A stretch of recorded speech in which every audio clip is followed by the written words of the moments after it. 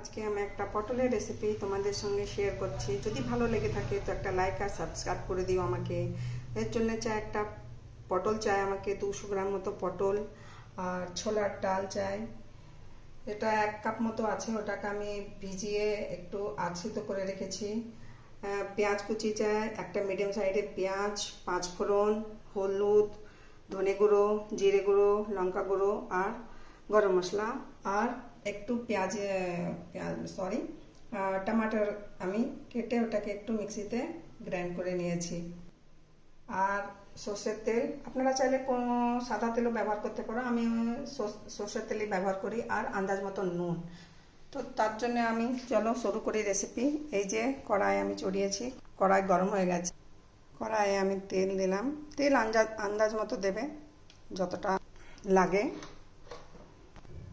তেলের মধ্যে আমি অল্প একটু অর্ধেক হলুদ দিয়ে আর অল্প সামান্য নুন দিয়ে পটলটাকে আগে ভেজে নেব হালকা লাল করে। এই যে পটলটাকে আমি হালকা লাল করে ভাজছি। এই যে পটলগুলো একদম লাল লাল প্রায় হয়ে গেছে। এবার এটাকে আমি উঠিয়ে রাখছি।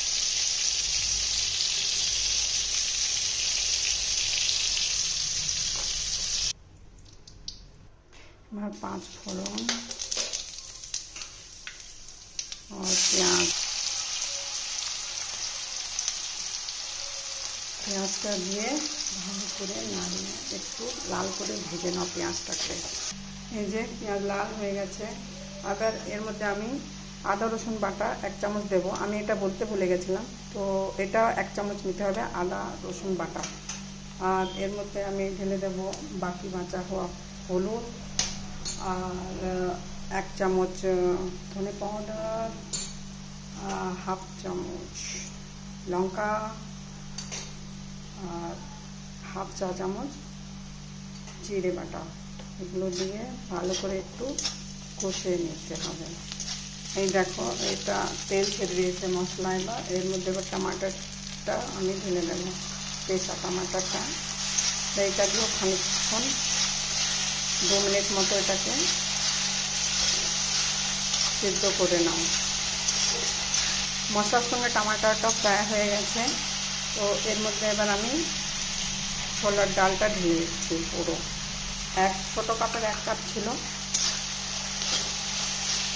এটা ঢেলে এই ডালটা এবার একটু মশলার সঙ্গে একটু ভালো ভাজা ভাজা হয়ে গিয়েছে।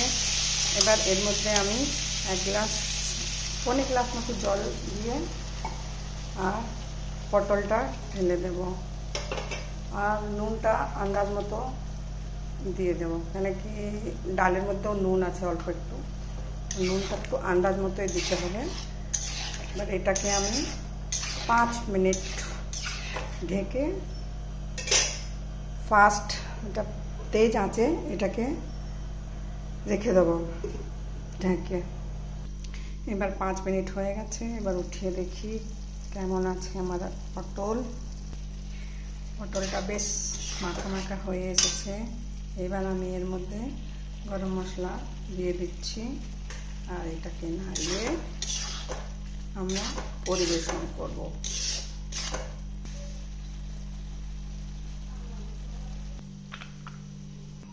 এই যে আমার ডাল পটল তৈরি। আপনাদের কেমন লাগলো জানাবে। আর রেসিপিটা যদি ভালো লেগে থাকে তো প্লিজ কমেন্ট করবেন। আর আমার ভিডিওটা দেখার জন্য অনেক অনেক ধন্যবাদ।